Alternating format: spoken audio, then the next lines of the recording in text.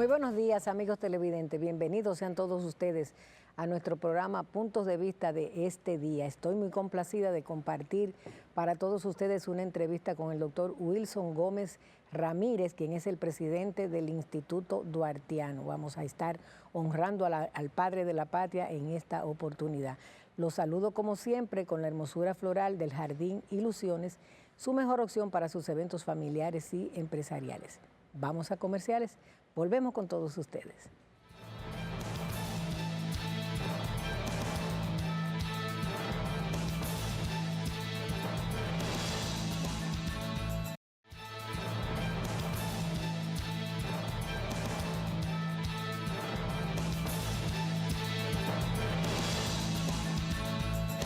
Me complace compartir con todos ustedes una entrevista con el doctor Wilson Gómez Ramírez, quien es el presidente del Instituto Duartiano. Lo he invitado en el día de hoy con motivo de las celebraciones del Mes de la Patria y de la Independencia Nacional. ¿Cómo está, doctor? Muy bien, siempre un honor estar aquí en Puntos de Vista. Así es. Para mí un placer estar con usted compartiendo en esta semana en la que estamos honrando a los fundadores de la nacionalidad dominicana. Quisiera su valoración sobre esta celebración que tendremos el 27 de febrero, el Día de la Patria. Bueno, lo cierto es que son 181 años que cumpliremos de independencia, de vida republicana, y qué bueno que el propósito de Duarte se cumplió.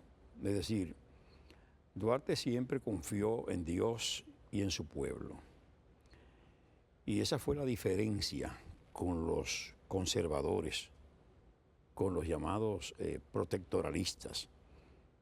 Pedro Santana, Buenaventura Báez, ese grupo de personas no tenía fe en el pueblo, no creía que el pueblo dominicano sería tan suficiente como para mantener en el tiempo lo conquistado y proclamado el 27 de febrero de 1844. Duarte, por el contrario,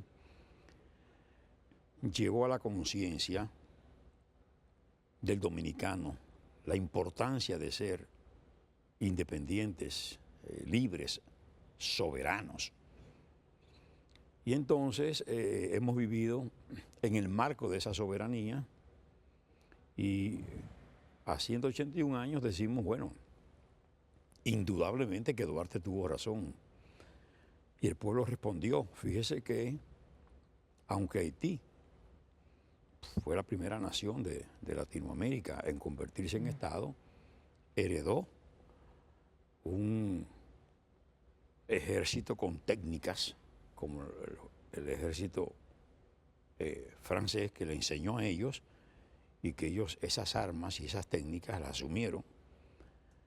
El pueblo dominicano no tenía esa experiencia en términos de un ejército, ni tampoco tenía un número que se comparara con Haití. Y sin embargo, luego de proclamada la independencia, porque no solo fue ese trabucazo que se disparó, eso que anunció que estaban dadas las condiciones para hacer la proclamación, pero inmediatamente comenzó un proceso muy difícil y ya el 13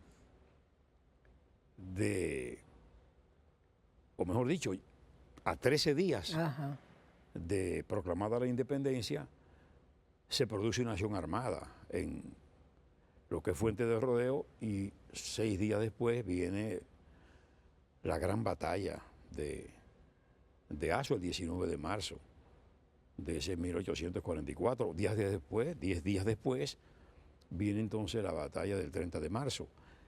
Y hubo un periodo de 12 años entre batallas, encuentros y combates, unas 30 acciones armadas, y las armas dominicanas, no acreditado eso por nosotros, sino por los propios historiadores haitianos, esas armas se impusieron. ¿Cómo se impuso eso un dominicano que no tenía esa capacidad organizada militar?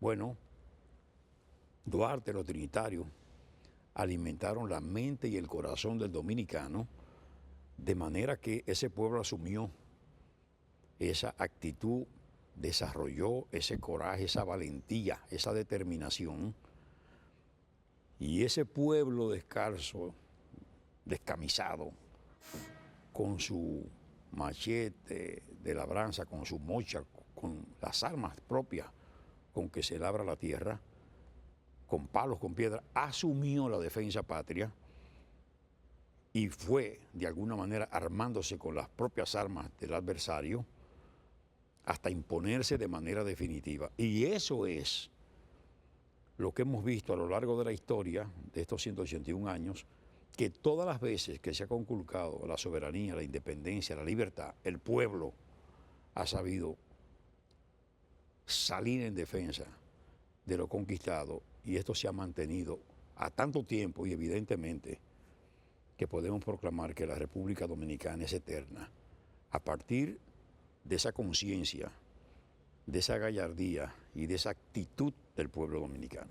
Me gustaría que valoráramos el papel jugado por Juan Pablo Duarte en esta epopeya, que todavía nos admira a todos. Perfecto, sin duda que Duarte fue ese líder que sus biógrafos, incluyendo a su hermana Rosa Duarte, en su diario,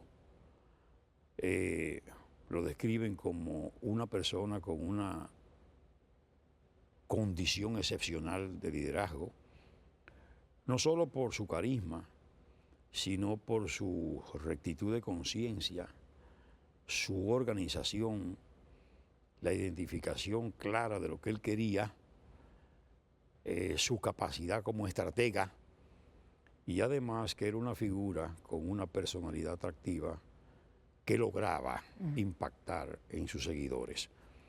Eso se expresa muy claro cuando Vicente Celestino Duarte, que le llevaba casi 11 años al patricio, se coloca detrás de su hermano y le sigue. Y por supuesto los demás patriotas que siguen a Duarte, sus discípulos, sin duda, identifican en él el líder trinitario. Entonces, Duarte, en su esfuerzo, nos da a nosotros lo que ningún libertador de patria dio a la patria que creó o fundó. Duarte nos da el nombre. En su juramento dice que se denominará República Dominicana. Nos da la bandera nacional, que eso hay que enfatizarlo. Hemos tenido una única bandera, la que Duarte concibe en su juramento, pabellón tricolor en cuartos encarnados y azules, atravesado por una cruz blanca. Sin duda, esa bandera, que aunque ha habido algunas variaciones en determinados momentos, pero mínimas, se ha mantenido esa cruz y se han mantenido los cuarteles. En principio no estaban alternados, se alternaron, y hubo un momento donde la Constitución de la República primigenia, la de el año 1844, del 6 de noviembre, introdujo el color rosado en vez de rojo, y eso se mantuvo 10 años en la Constitución hasta que se produjo la primera reforma constitucional en 1854. Pero el pueblo, dicen los historiadores, continuó usando esos colores heráldicos, el rojo, el azul y el color blanco, que sin duda esos son los colores predominantes en la mayoría de las banderas del mundo.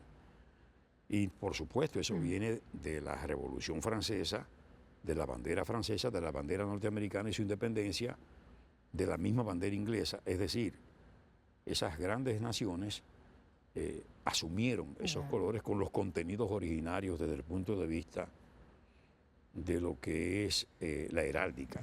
Entonces, bueno, pues Duarte logra formar ese grupo formidable, la Sociedad Trinitaria, una sociedad integrada por dominicanos que ya tenían experiencia, porque hay que entender, Duarte se preparó, es decir, cuando él regresa de su viaje, él viene ya con la idea de trabajar para liberar la patria. Y por eso cuando él llega, que le pregunta el doctor Valverde que qué fue lo que más le impresionó, esperan que diga que las avenidas, que la vida nocturna, que el desarrollo. No, Duarte dijo que los fueros y libertades de Cataluña, Barcelona, y agregó, fueros y libertades que un día aspiro que demos a nuestra patria. Bien, pues vamos a una pausa y retornamos con nuestro invitado del día de hoy. No se vayan.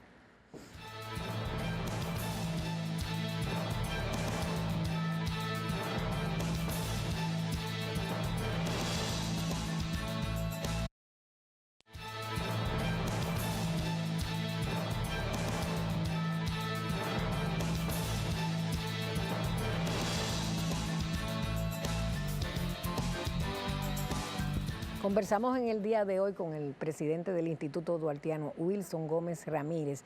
El presidente de la República, Luis Abinader, comparece este 27 de febrero ante el Congreso Nacional para presentar las memorias de su gobierno. Me gustaría saber cuál expectativa le crea a usted este discurso del presidente.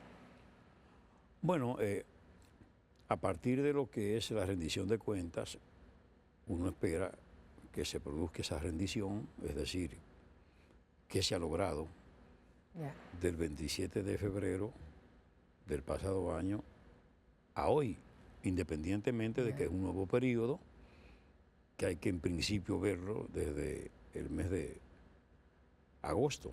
Sin embargo, como es un presidente que ha continuado, bueno, pues están esas realizaciones que se materializan durante esos 12 meses, de febrero a febrero. Bueno, nosotros aspiramos que, ojalá, que en ese discurso esté presente el interés nacional, la patria, la adopción de medidas, la decisión de los que administran el Estado, asumir con la mayor atención, con el mayor interés, el tema patriótico.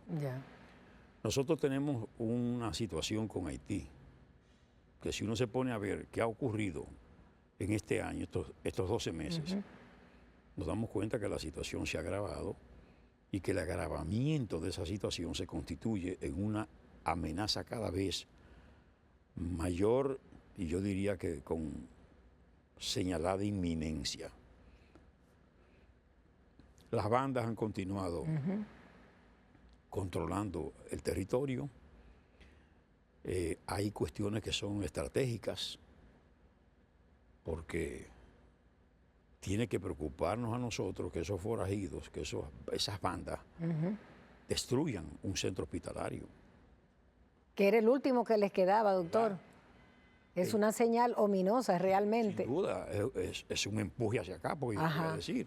Van a coger para acá a buscar la atención de salud. Precaria, una salud resquebrajada. Las personas que están afectadas buscan a como de lugar donde llegar para atencionarse, para recibir atenciones de facultativos acreditados.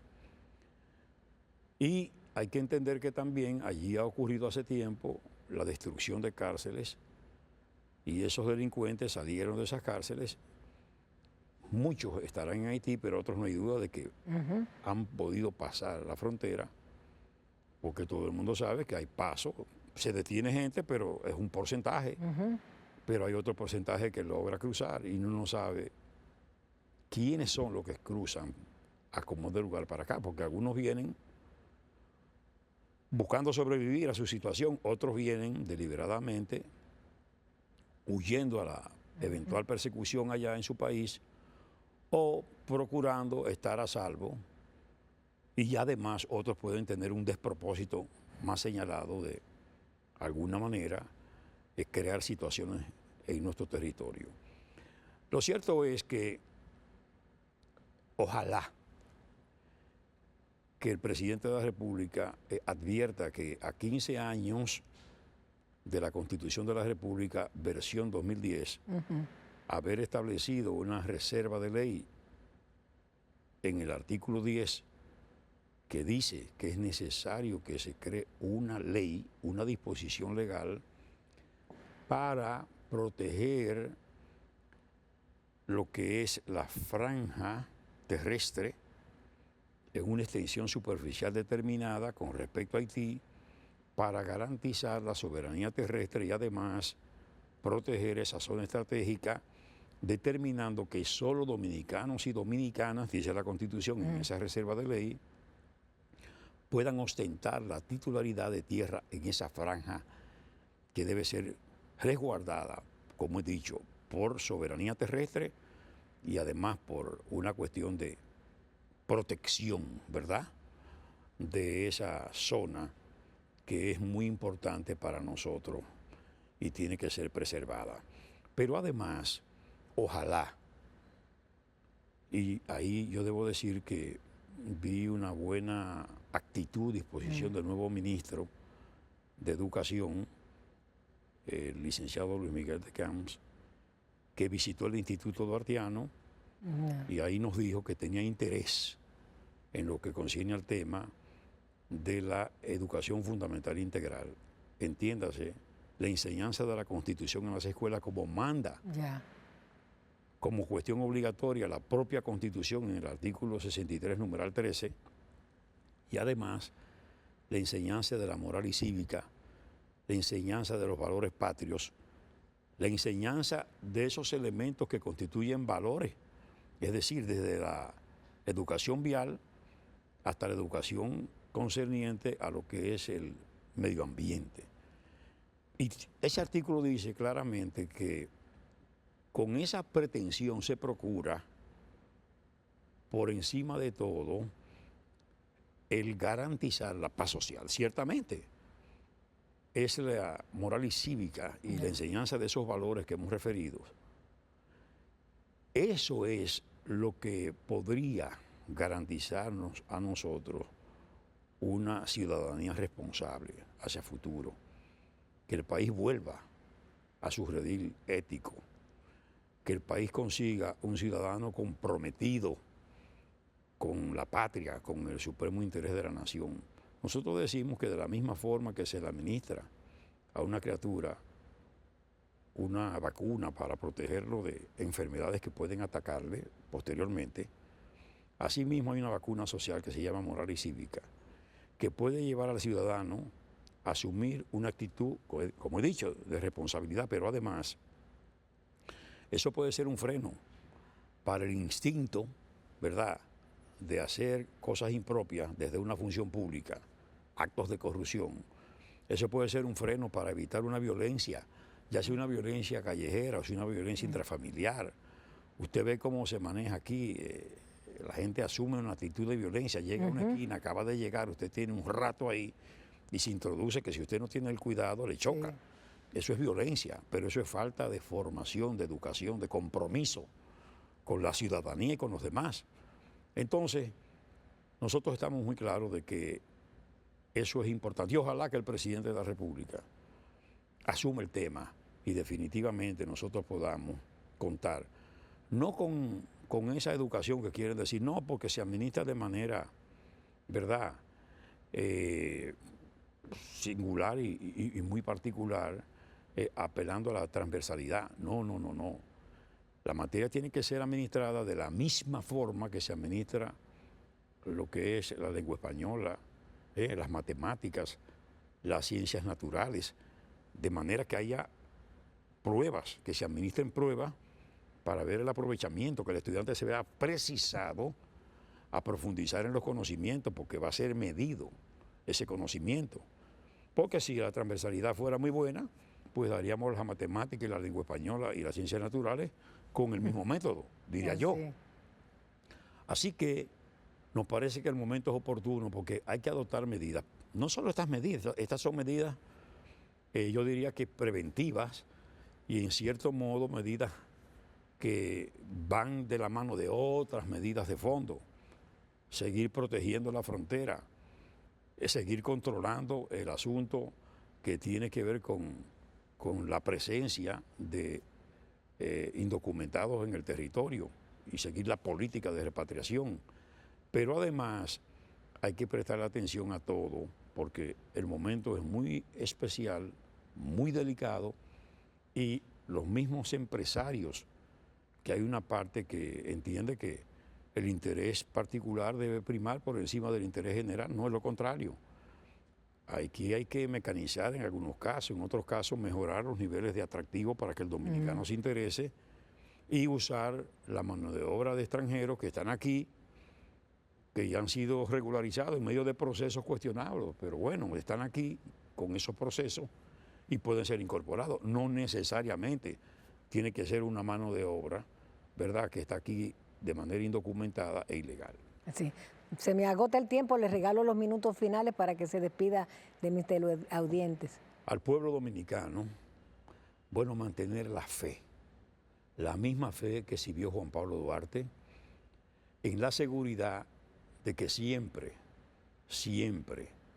la patria será objeto de preservación y tendremos una república soberana, independiente, en un marco de libertades como el que estamos ofreciendo al mundo, que es un ejemplo este país en términos de su paz social y en términos del impulso del crecimiento, ¿verdad? Y de logros importantes como nación, como país, como Estado. La fe en Duarte es la fe en la patria eterna. ¿Cree usted que debemos volver a Duarte, al padre de la patria? Siempre Duarte será el referente. Ojalá Dios permita que el político, la clase política, los que están en el Estado, los que están en la oposición, la colectividad nacional en sentido general, vea a Duarte como el ejemplo a seguir y asuma su pensamiento y lo que fue su vida.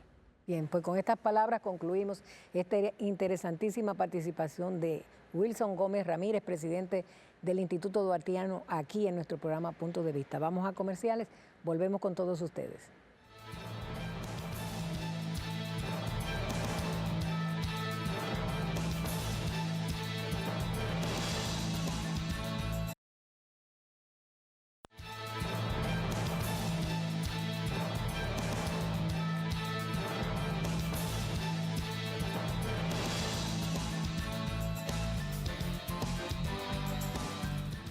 Amigos televidentes, buenos días y como siempre nuestro agradecimiento por acompañarnos en otra propuesta de Palpitar Económicos de Puntos de Vista.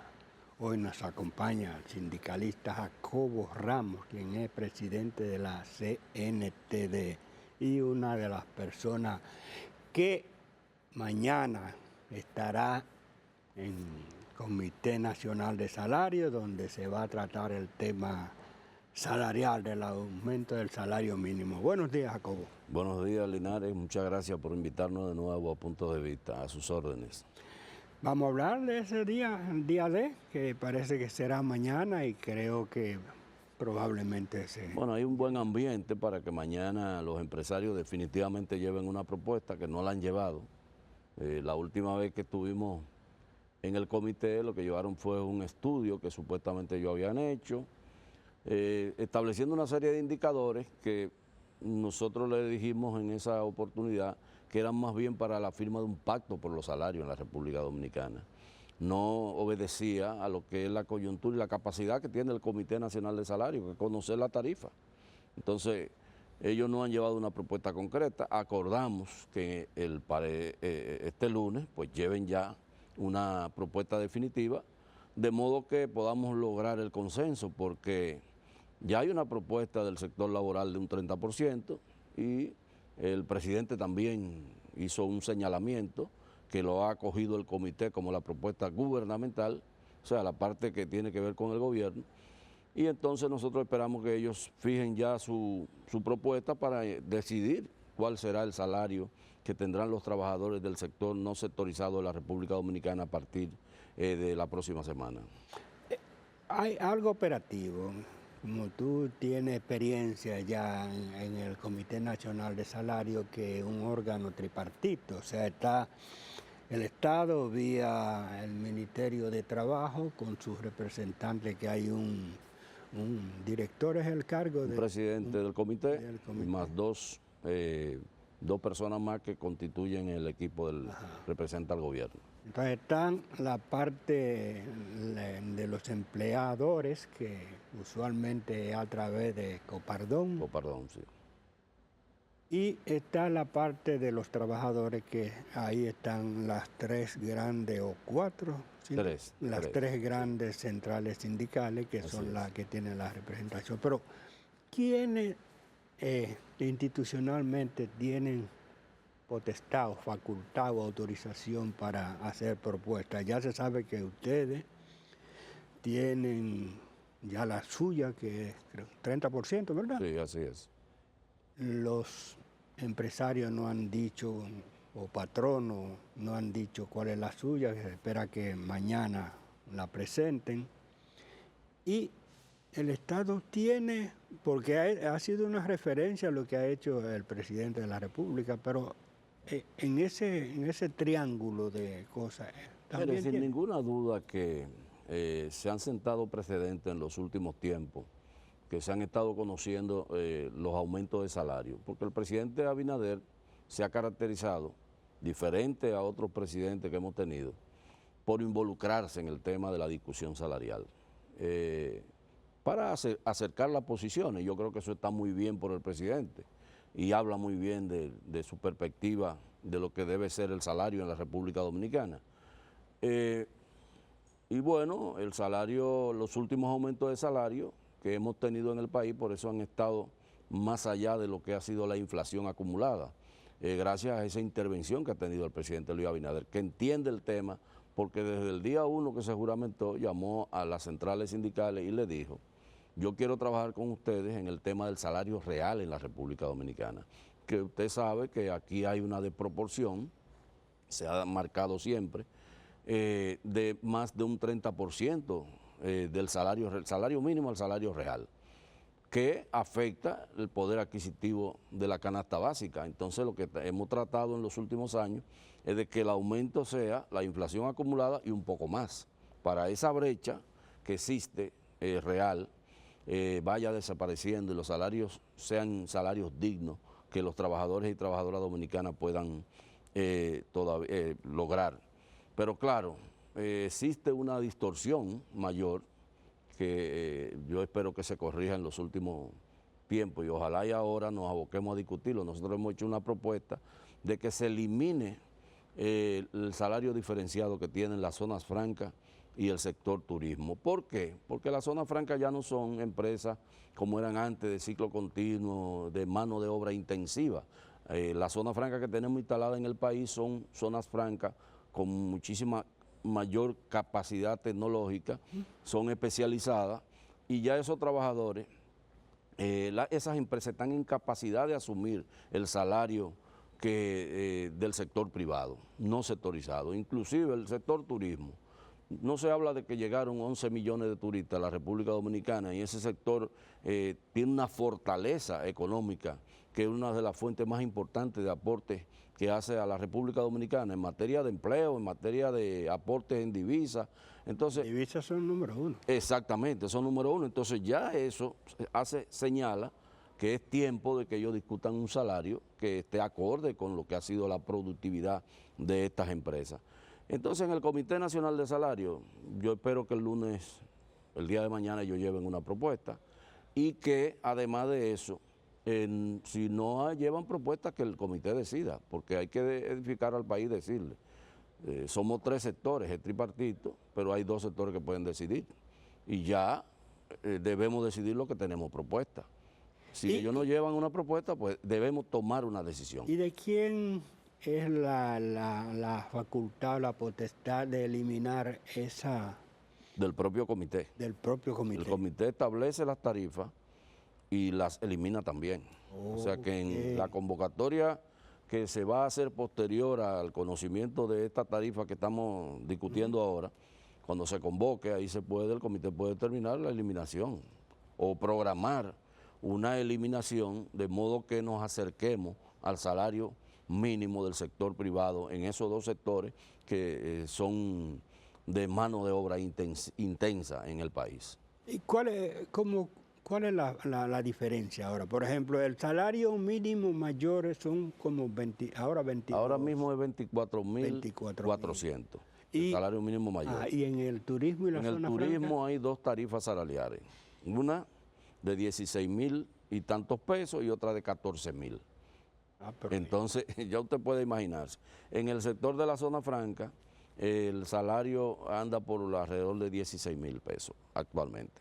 O sea, si usted hace una evaluación de la distancia que hay, es considerable. Entonces, por eso nosotros estamos planteando que se eliminen esa diferencia y que los trabajadores pasen a ganar el salario del sector no sectorizado, que ahora mismo son como alrededor de 2 millones de trabajadores. ¿Hay algunos aspectos sobre esos 4 categorías más 2 menciones, diría yo, para darle una definición que me gustaría que lo tratáramos? Pero vamos a hacer una breve pausa comercial. Volvemos en unos instantes.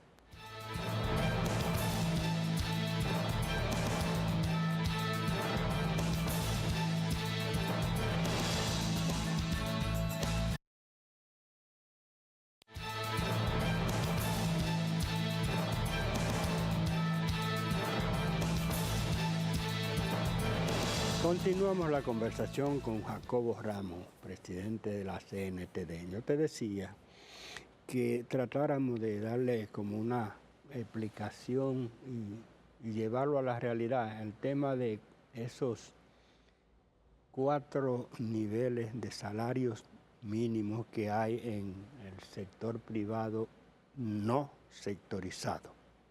Estamos hablando que la economía, lo que representa el comercio, la industria, servicios que no son zona franca ni turismo, pero sí las telecomunicaciones y otras áreas. Entonces, tenemos un mínimo que es el más pequeño, que ese es de la micro, que son 11.000 y tantos pesos. Después, el de la pequeña, que anda por 12.000 y tantos. Después, el de la mediana. De la mediana, que es a unos 17.000, 18.000 y tantos. Entonces, va el de la grande empresa. La gran empresa. Sí, la grande empresa. Que es 24.000 y 300, 400 pesos más o menos. ¿Cómo queda? También ahí está la tarifa de los vigilantes, sí, de los vigilantes y la tarifa del sector agrícola, que sí, son 500... 400, el último aumento que se produjo. Por jornada de mayor de 10 horas. Así es. Sí. Si se da el aumento mañana en base a, qué sé yo, si acogiera la idea que lanzó el presidente, ¿cómo quedaría? Bueno, el salario mayor se iría a 29.000 y tantos pesos, algo más de 400, 300, por ahí, 29.000 y tantos. El segundo subiría indudablemente que a unos 21.000, el otro de la otra pequeña, mediana empresa subiría a 17, 18.000 pesos y el otro subiría a 14.000. Más, me imagino que con el aumento del 20%, que es el más o menos por donde andamos, que ha sido lo que ha trazado el gobierno, su propuesta, y que nosotros esperamos que el aumento esté entre el 30 y el 20. Bueno, 25 yo pienso, podría ser una exactamente, media. que podría llegar la tarifa de los campesinos un poco más arriba y la de los vigilantes, que es una tarifa que se maneja fuera por el tema del capital que manejan estas empresas. Entonces, vamos a esperar que eso suceda para que ya los trabajadores tengan la certeza de que van a poder cobrar a partir del 1 de abril un nuevo salario en la República Dominicana, y digo a 1 de abril porque es cuando se vence la tarifa actual. Yo no tengo ninguna duda de que eso parecería que se va a producir el lunes, porque ya no hay razón para seguir extendiendo este proceso más allá de lo que ya se ha planteado, porque realmente hay una necesidad en el país, por el tema de la inflación, de producir el aumento y hacerlo a tiempo, porque ¿cuál es la diferencia que está marcada en esta oportunidad? Que los aumentos de salario lo estamos haciendo en el tiempo que corresponde. Antes nos tomábamos 6 meses en una discusión que no tenía fin. Ahora, gracias a la orientación y a la participación del presidente, eso se ha disminuido bastante. Entonces, por eso esperamos que el lunes ya asumamos eso y que inmediatamente después el ministro instruya la convocatoria de las demás tarifas que hay que conocer, como son zona franca, turismo, construcción. Bueno, construcción creo que no corresponde ahora porque se conoció hace poco, pero otras tarifas salariales que también están pendientes de sincerizar en el país. Hay que recordarle a la población que nosotros tenemos 17 tarifas salariales establecidas, y dentro de esas 17 tarifas hay la de la construcción que tiene además una subdivisión de alrededor de casi 36 tarifas, que deberíamos de ver. Por eso es que en el anterior ministro de Trabajo, Luis Miguel Decán, planteó que firmáramos un pacto por los salarios en el país. El sector laboral estaba dispuesto a eso, el gobierno también dijo que sí, que estaban dispuestos a discutir ese pacto. Bueno, partió de él la propuesta. Claro. Pero el sector empresarial se negó. Dijo que no estaba en disposición de participar en ese pacto, y no se produjo la discusión sobre el pacto en el Consejo Consultivo del Trabajo, que era el escenario donde íbamos a discutir básicamente ese pacto. Entonces yo pienso que lo interesante para la República Dominicana, para sincerizar todas esas tarifas salariales que tenemos y tratar de eliminar las que ya no tengan justificación, es inminente que sigamos impulsando un pacto por los salarios decentes en la República Dominicana. Estamos hablando de entre salario mínimo y tarifas salariales de cerca de 40 o... Bueno, más de 40, porque si solamente el sector de la construcción tiene alrededor de 36 subtarifas, imagínense de cuántas estamos hablando. Y yo creo que hay que abordar esos temas, y hay que abordarlo con responsabilidad y tratar de buscar la solución donde haya problemas, que es lo que nosotros entendemos. Yo he visto y he notado, por ejemplo, algunos países que lo tenemos como referencia en temas económicos, Estados Unidos, por ejemplo, Sí. no son especializados, sino la hora, el salario, Mínimo. la hora es creo que 14 o Salario mínimo, así es. dólares la hora, creo que es es. la tarifa del salario mínimo. No tiene que ver que sea construcción, turismo, Sí, industria, ni nada. Entonces, aquí no pudiera irse buscando alguna fórmula parecida. Mire, eso es parte de la discusión que se quería impulsar con el tema del pacto por los salarios, que buscaba que no tenemos que estar en estas discusiones, que básicamente el salario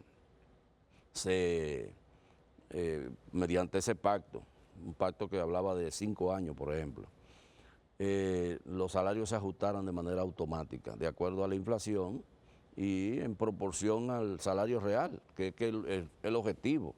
Pues tenemos que tener un salario mínimo que tenga la posibilidad de adquirir fundamentalmente los elementos de la canasta básica, que es lo que pasa con el salario en la República Dominicana, en un desfase histórico de casi el 30%. La inflación fue aumentando, y los salarios se fueron quedando rezagados, producto de la propia negativa de los empleadores, que siempre lo que quieren es aumentar el nivel de inflación. Entonces eso evidentemente que cuando se aumenta el nivel de inflación solamente, la misma dinámica económica que se produce posterior absorbe el aumento que se ha producido, y entonces caemos en un círculo vicioso. Entonces, por eso es tan importante lo que ha hecho el presidente Luis Abinader, que ha insistido en la necesidad de aumentar más allá de la inflación, como forma de que los salarios sean mucho más decentes en la República Dominicana. O sea, que sea un salario, un aumento real del salario, no una indexación. Exactamente, no una indexación, sino un aumento real que tenga la capacidad de cada día darle más poder adquisitivo al salario mínimo. Los muchachos están como por atajarnos, pero finalmente, ¿cuál es el desfase, por ejemplo? Es un poco difícil de calcularlo porque hay 5 quintiles de canasta familiar. La más chiquita me parece que debe estar como en 26,000 pesos, algo así. No, ya aumentó. Aumentó de acuerdo. Sí, todos los meses aumenta según la inflación. Pero hay entre la más pequeña y el salario mínimo mayor está por debajo incluso. No, exactamente. El salario mínimo donde se acerca es al primer quintil, no alcanza más allá. Eso es y así. no llega. Aunque evidentemente hay que también recordar que cuando se produce un reajuste de salario mínimo, todos los demás salarios en escala se mueven. Se mueven. Eso es una realidad. Otra cosa que deberíamos también discutir, y eso era parte también del tema del pacto salarial, es el salario, ustedes saben que exento nada más hasta 33,000 pesos. Y tiene está la ley, congelado ahí desde el 17. Está congelado, tiene 7, 8, 9 años congelado. Y eso es otro tema que nosotros creemos que hay que verlo para también darle más posibilidad. Y sobre todo ahora que se va a producir este aumento de salario, donde el salario va a llegar a 29,000 y tantos pesos. Yo creo que será necesario que nos sentemos y veamos ese tema, porque muchos salarios se van a mover.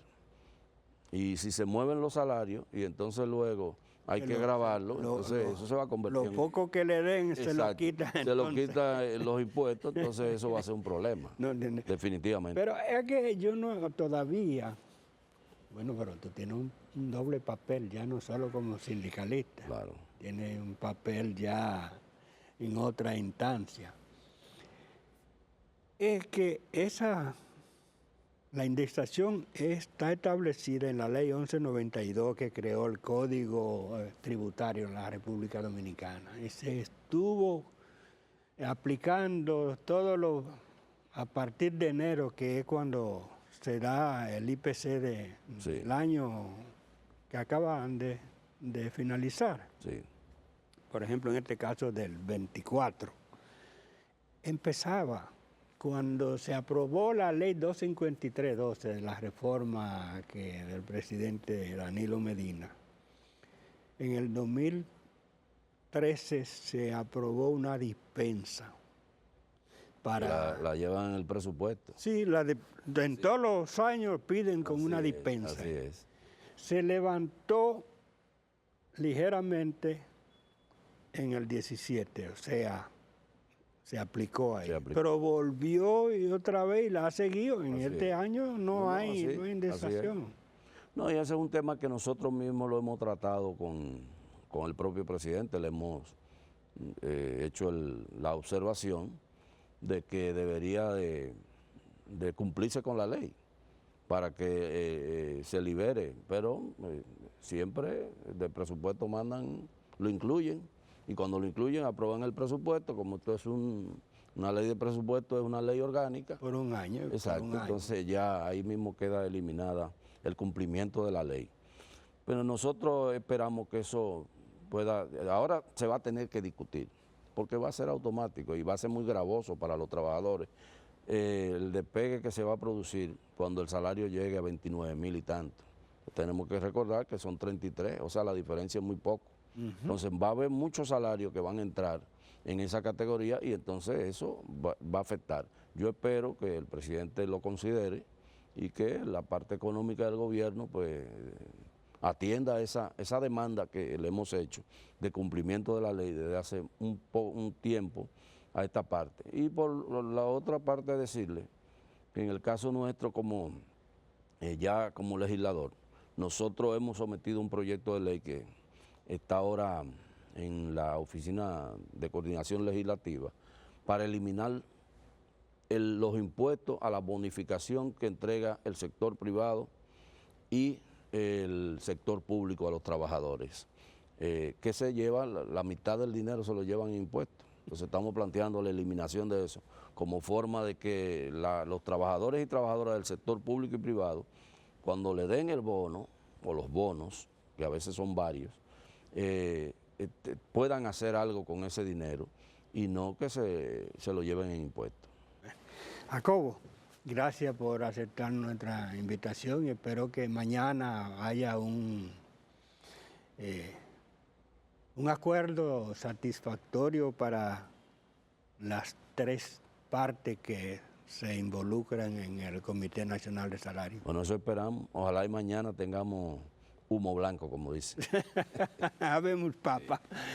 Bueno, y a ustedes, amigos televidentes, como siempre, la cita para el próximo domingo en otros puntos de vista. Hasta entonces.